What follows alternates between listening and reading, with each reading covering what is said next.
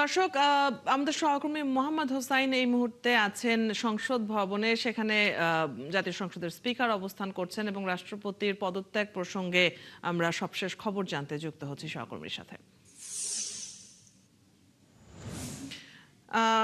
হোসেন, এই বিষয় নিয়ে দীর্ঘ সময় আলোচনা চলছে, আমরা একটু জেনে নিতে চাই সবশেষ কি তথ্য যুক্ত করতে পারবেন আপনি?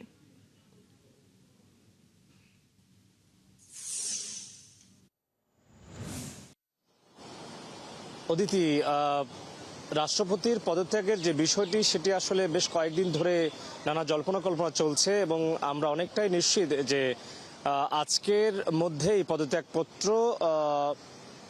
রাষ্ট্রপতির স্বাক্ষর করা পদত্যাগপত্র স্পিকারের কাছে নিয়ে আসার কথা রয়েছে। তবে এই বিষয়কে কেন্দ্র করে কিন্তু জাতীয় সংসদের স্পিকার হাফিজউদ্দিন আহমেদ তিনি কিন্তু গত 19 জুলাই থাইল্যান্ডে তার চিকিৎসার কাজে গিয়েছিলেন। সফর সংক্ষিপ্ত করে তিনি 12টা 10-এর দিকে ঢাকার হযরত শাহজালাল আন্তর্জাতিক বিমানবন্দরে অবতরণ করেন। পরবর্তীতে তিনি সরাসরি সংসদে চলে আসেন। তো এখনো পর্যন্ত তিনি সংসদের ভেতরে আছেন, জুমার নামাজ শেষ করে তিনি ভেতরে আছেন। বিকেলের দিকে আমরা আশা করছি যে পদত্যাগপত্র নিয়ে রাষ্ট্রপতির বঙ্গভবন থেকে কর্মকর্তারা পদত্যাগপত্র নিয়ে স্পিকারের কাছে আসবেন। স্পিকারের সাথে আমরা কথা বলার চেষ্টা করেছিলাম, তিনি জানিয়েছেন যে তিনি দেশের বাইরে আছেন, এই বিষয়ে তিনি কথা বলতে চাননি যদিও।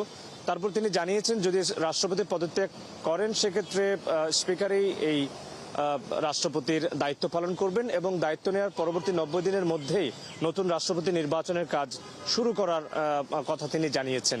তো এখন যেই রাষ্ট্রপতি মোহাম্মদ শাহাবুদ্দিনের যে পদত্যাগ তিনি করবেন সেটি আসলে বেশ কয়েকদিন ধরেই চাউর হচ্ছিল। আজকের মধ্যে সেই পদত্যাগপত্র স্পিকারের কাছে আসার কথা রয়েছে এবং এই রাষ্ট্রপতি বলা যায় যে 2023 সালের 24 এপ্রিল তিনি শপথ নিয়েছিলেন দেশের 22তম আপনি আছেন সেখানে এবং যেমনটি আপনি বলছিলেন যে একটি সম্ভাবনা তৈরি হয়েছে, নিশ্চয়ই এ বিষয়ে আরো তথ্য আপনি যদি জানতে পারেন আমরা নিশ্চয়ই আমাদের দর্শকদেরকেও জানাতে পারবো। সহকর্মী মোহাম্মদ হোসাইন আমাদের সাথে যুক্ত ছিলেন জাতীয় সংসদের সামনে থেকে।